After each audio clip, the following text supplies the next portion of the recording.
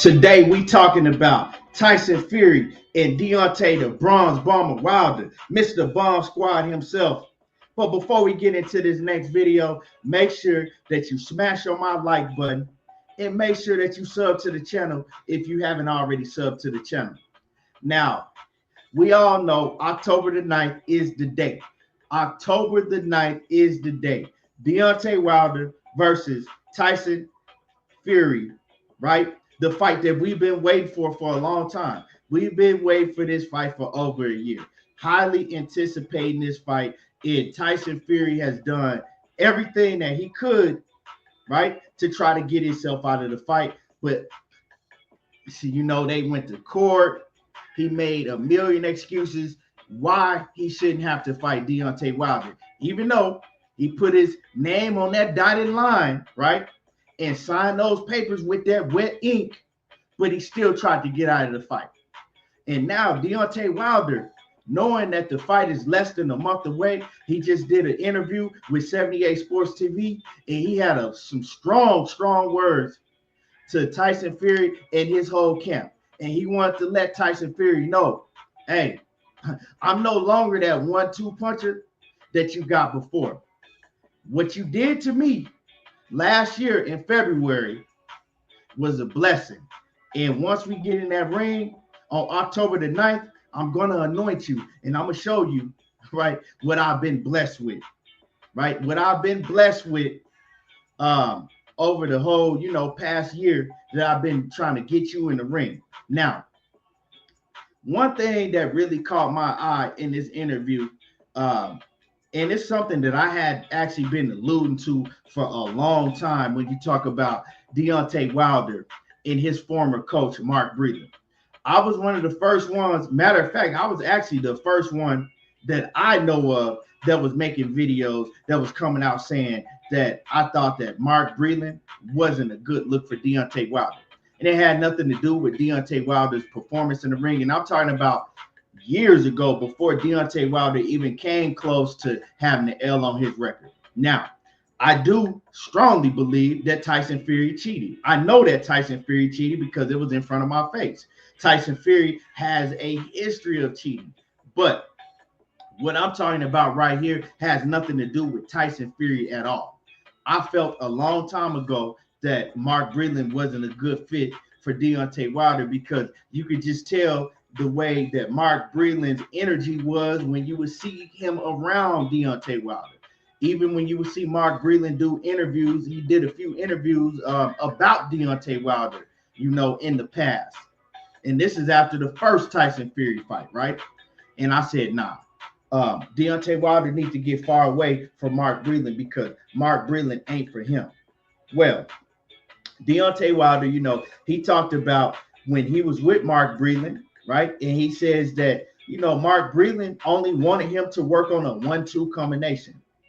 Oh, that's all you need. That's all you need. All you need is a 1-2. Let's work on a 1-2. You don't need to work on nothing else. Just work on a 1-2. That's all you need. And so you can tell if a trainer is only basically putting into your head, implement that you need to only work on a 1-2, and you don't need to really work on anything else.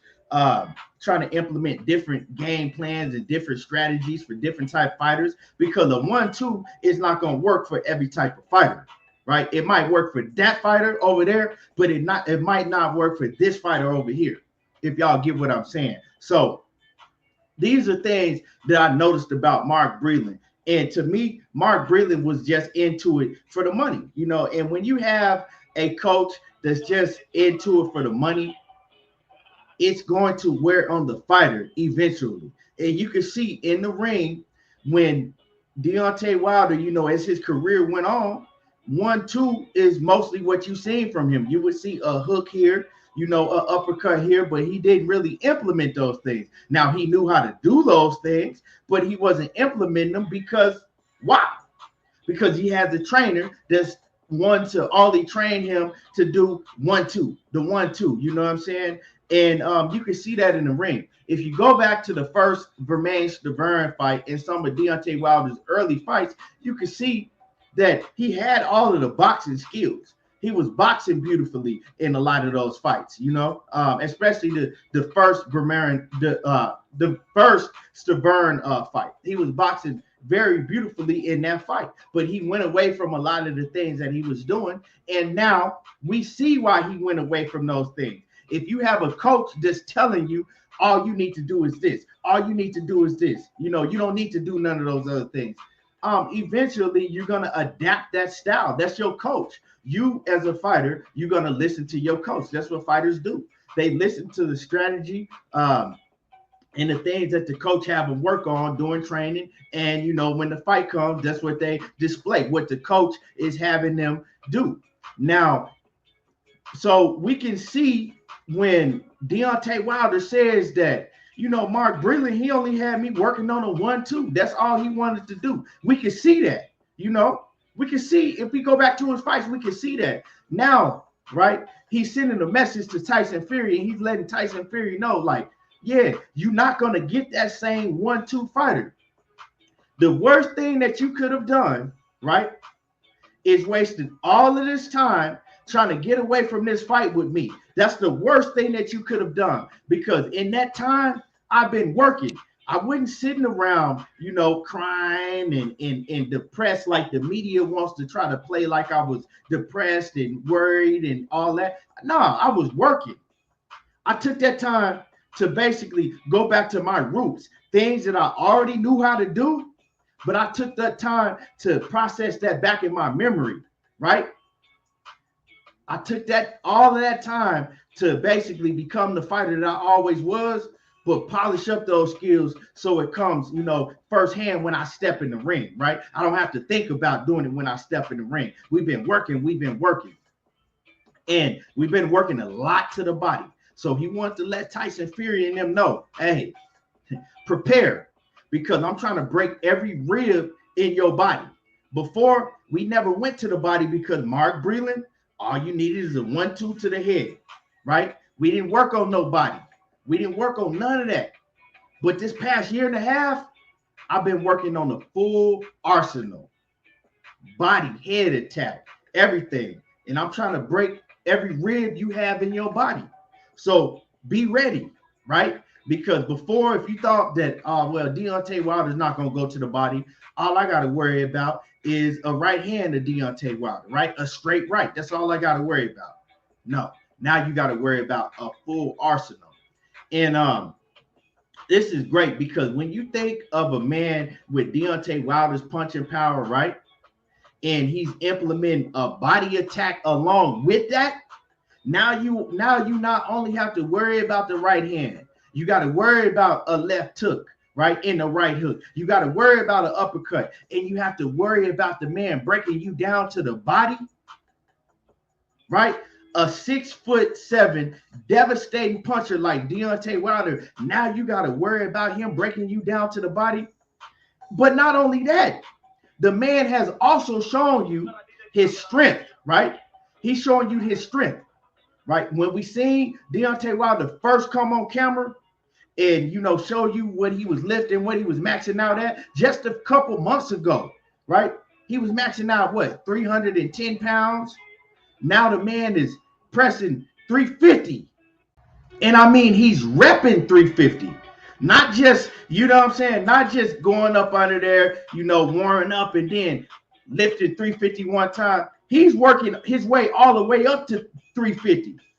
A man with as long as Deontay Wilder is, you see his arms, right? And for somebody his stature to be able to bench press 350 pounds, that's amazing. So he's also letting Tyson Fury know, you might have been the bully last time, but you no longer going to be the bully. I'm the bully now. I'm the one that you have to worry about. I'm going to do the bullying in the ring. And October 9th, y'all, I'm telling y'all, this is going to be a hell of a fight. It's going to be a great fight come October 9th. And just get ready for it, right? Just get ready for this fight come October 9th, because on October 9th, Tyson Fury and his fans, they're going to have hell to pay. And he wants everybody to know that on October 9th, Tyson Fury is going to have hell to pay. It's not no longer going to be a 1-2 bronze bomber. It's the full body arsenal, the full head to body attack. And he's going to punish Tyson Fury. But yeah, so I can't wait. I want to hear from y'all. Let me get y'all feedback. Let me know if y'all think that this fight is really going to happen, because although the fight is set, Deontay Wilder, every time he talked about the fight, he said if Tyson Fury steps in the ring on October the 9th, because in the back of his mind he also has doubt. Also, I have my doubt. But Tyson Fury, he has no choice but to step in the ring and to retire. So if he wants to continue his boxing career, he got to step in that ring with the bronze bomber on October the 9th. Make sure that y'all go and buy tickets and go to the fight, right? If you can attend the fight, and make sure if you can attend the fight, make sure that you pay for it on pay-per-view. Because if you say that you support Deontay Wilder, or if you say that you support Tyson Fury, you still want to support both of these fighters by going out and purchasing the fight, however that is, if it's live or if it's on pay-per-view. Anyway, let me know what y'all think about the comments that Deontay Wilder had to say. Let me know what y'all think about this video. Make sure that you hit the thumbs up and sub to the channel if you're not already a sub to the channel. And y'all already know how I do. There you go, talking that boxing again, and I'm gone.